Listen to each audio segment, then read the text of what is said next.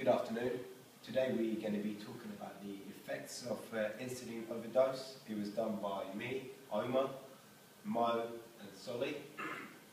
When we first had to find a scientific research paper, we had to do a bit of research, and we've managed to find one on the Forensic Science International.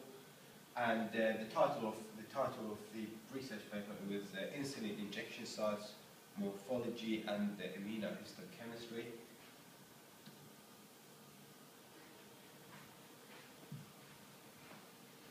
Introduction. The aim of this presentation is to review the research paper published by the German scientist in the Forensic Science International Journal. Also, the paper provides valuable information regarding the symptoms of insulin overdose, hypoglycemia, and how it can be diagnosed.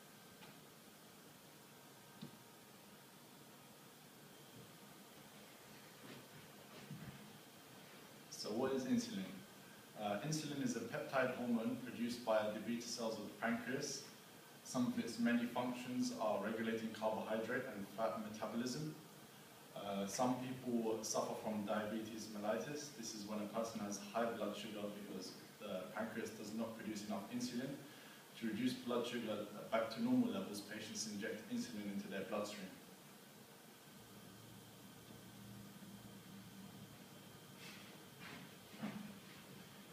So insulin can be secreted by eating different varieties of food. So for instance, if you've got food high in sugar, such as like in here we've got cake, which is full of sugar, it can secrete insulin.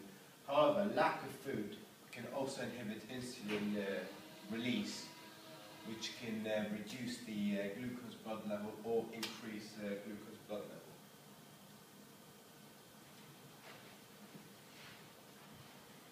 So what is hypoglycemia? It is a condition that occurs when glucose blood sugar levels fall below 70 milligrams per deciliter. It can produce a variety of symptoms and effects that arise from inadequate supply of glucose to the brain, resulting in impaired function.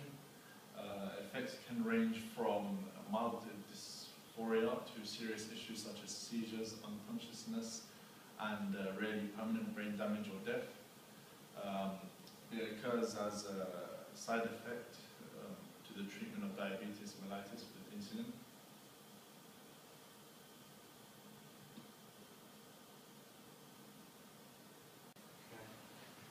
So there are different types of methods to test for hypoglycemia.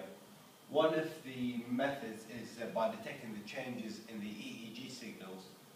And one of the ways to be able to detect them is to be able to build an apparatus that are sensitive enough to detect these EEG through the artificial neural networks, the ANNS.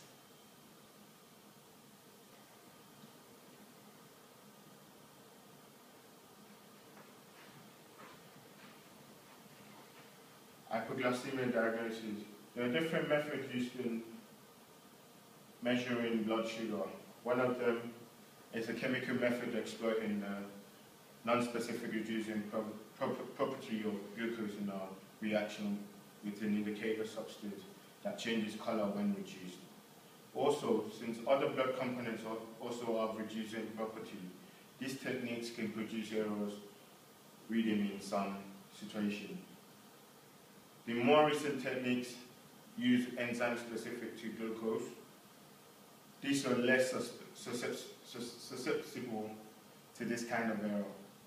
The two most common employed enzymes are glucose oxidase and hexokinase.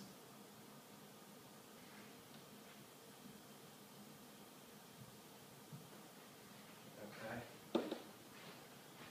So this is one of the figures, the expected results you should be get about the concentration of glucose and insulin. And as you can see, the concentrations are below 20 milligrams per deciliter. It's because this is when the person will be sleeping, so the body will not be producing anything. But however, after 7:30, that's when you expected someone to have their breakfast. You can see that these figures, the numbers for them, increases rapidly, reaching up to more above 160 milligrams per deciliter for the concentration of glucose and the insulin. But also reduces throughout the day in case, just because if we don't eat anything.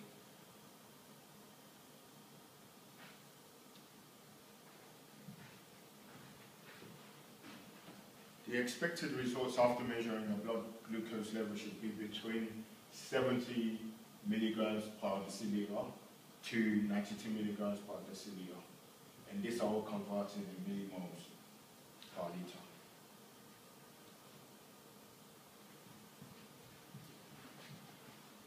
So in conclusion, if the pancreas isn't secreting enough insulin, then the blood sugar level will become too high. If there is too much insulin being secreted or injected, then hypoglycemia will occur. Thank you very much for listening. We hope you enjoyed our presentation. Thank you. Thank you.